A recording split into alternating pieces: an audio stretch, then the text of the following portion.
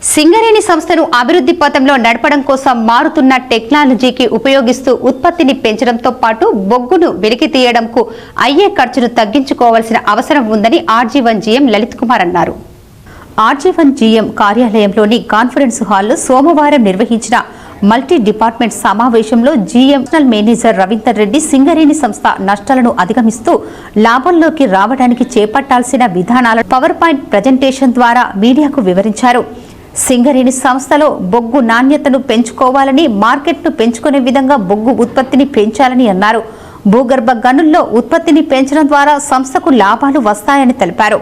గనుల్లో ఉత్పత్తిని పెంచే అవకాశాలు ఉన్నా కొన్ని కారణాల కారణంగా మనం తక్కువ ఉత్పత్తిని సాధిస్తూ వస్తున్నామని, అధిక పని గంటలు యంత్రాలను వినియోగం చేసుకునే అవకాశం ఉన్నా కూడా ప్రతిరోజు 6 గంటలలోపే యంత్రాలను వినియోగిస్తున్నామని, యంత్రాల వినియోగాన్ని పెంచుకోవాలని సూచించారు. ఈ విషయాలను రేపటి నుండి ప్రతి గనిపై ప్రతి డిపార్ట్మెంటులో మల్టీ డిపార్ట్మెంట్ సమావేశాలు నిర్వహించి కార్మికులకు, అధికారులకు వివరించడం జరుగుతుందని తెలిపారు.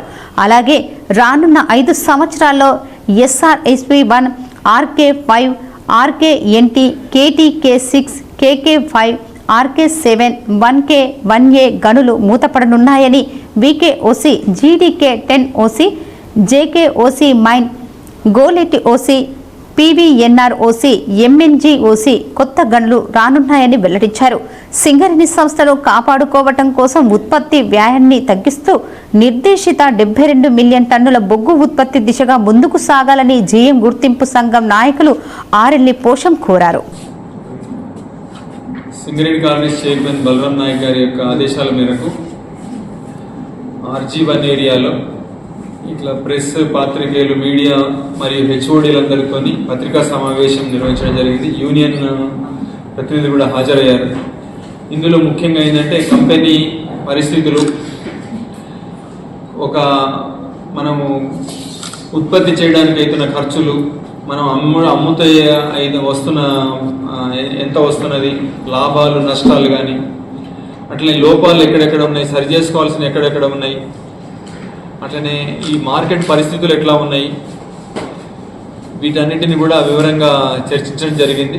కార్పొరేట్ నుంచి ఇట్లా పవర్ పాయింట్ ప్రజెంటేషన్స్ అట్లా చేయండి. ఏరియా ప్రతి గని యొక్క ప్రతి పని మైన్లో కూడా ఉత్పత్తి ఖర్చు ఎట్లా ఉంది, అమ్మకం ధర ఎంత వస్తున్నది, లాభము, నష్టం, లోపాలు, సరి చేసుకోవాల్సినవి, ఇవన్నిటిని చర్చించడం జరిగింది. రేపటి నుంచి అన్ని గనుల మీద, డిపార్ట్మెంట్ల మీద కూడా ఈ మల్టీ డిపార్ట్మెంట్ కమిటీలు విజిట్ చేసి వర్కర్లు, సూపర్వైజర్లు, అధికారులు, యూనియన్ ప్రతినిధులతో ఇది మరింత వివరంగా చర్చించబోతున్నాం.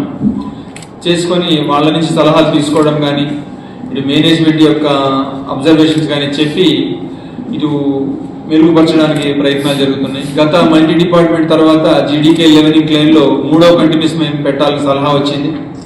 చైర్మన్ గారు చెప్పిన మీదట ఈ నెలలో దాని టెండర్లు ఫ్లోట్ అవుతున్నాయి. మా అంచనా సుమారు అది కనుక చేసినట్టే 110 కోట్ల నష్టాన్ని ఒక 50-60 కోట్ల నష్టం తగ్గించే అవకాశం ఉంది. ఈ రకంగా మల్టీ డిపార్ట్మెంట్ల ద్వారా ఖర్చును తగ్గించుకుంటూ, ఉత్పాదకతను పెంచుకుంటూ వివిధ రకాల చర్యలు తీసుకునే యొక్క కార్యక్రమం రేపటి నుంచి కూడా మొదలవుతుంది.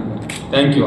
సింగరేణిలో గత 7-8 సంవత్సరాలు గడిపినటువంటి పరిస్థితులలో లాస్ట్ ఇయర్లో సీఎం నుండి గౌరవనీయులు బలరాం గారు వారు నిర్ణయం తీసుకొని మల్టీ డిపార్ట్మెంట్ ప్రోగ్రాంలు సింగరేణి కంపెనీకి కార్మికులను ఉద్దేశించి కార్మికుల యొక్క ఆలోచన తీరు మార్చే విధంగా కంపెనీ మీద పడుతున్నటువంటి భారము, లాభ నష్టాలు,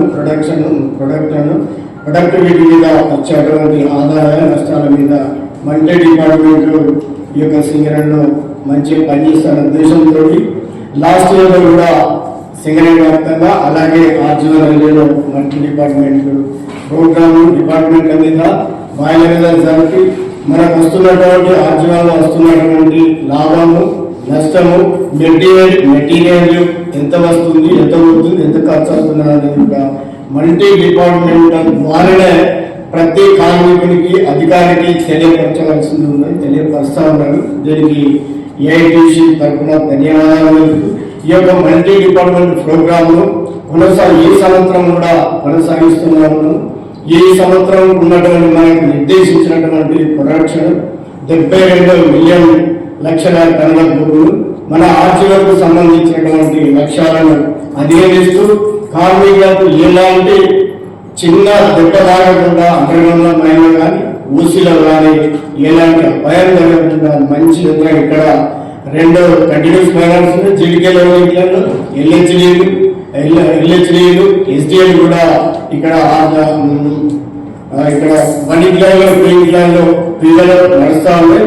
ఇక్కడ కూడా ప్రమాదాలకు తావేయకుండా మంచి ప్రొడక్టివిటీ తోటి నాణ్యత గల బొగ్గును తీసుకొని ముందుకు మన కంపెనీ ఇంకా ముందుకు తీసుకెళ్లాలని వివిధ రంగాలలో కూడా మన కంపెనీ పోతా ఉంది. అలాగే సౌర విద్యుత్ కూడా ఎస్టీపీపీ లాంటి మన కంపెనీకి ఇంకా ముందు పోతుంది.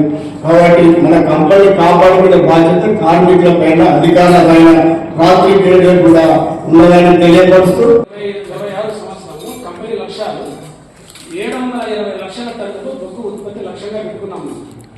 భూగర్భ గనుల నుంచి 71, ఉపరితల గనుల నుంచి 649 లక్షల టన్నులు తీయాలని ఉద్దేశంగా పెట్టుకున్నాం. దీనిలో 8 లక్షల వరకు వాళ్ళకి పాఠపత్రాల కలిపి ట్రీట్మెంట్ సౌకర్యం వితౌట్ ఎనీ క్యాష్ కార్డుతోని మన ఎంపానల్ హాస్పిటల్ ఎక్కడైనా చేయించుకోవచ్చు. అట్లాగే తల్లిదండ్రులకు ఒకప్పుడు రిఫరల్ లేదు, అది కూడా కంపెనీ కల్పించింది. ఇది చైల్డ్ కేర్ లీవ్ అనేది 730 రోజులు, అంటే దాదాపు 2 సంవత్సరాలు. మహిళా ఉద్యోగి పిల్లలు 18 సంవత్సరాల లోపల అనుకుంటే వాళ్ళని టేక్ కేర్ చేయడానికి ఇచ్చినటువంటి లీవ్.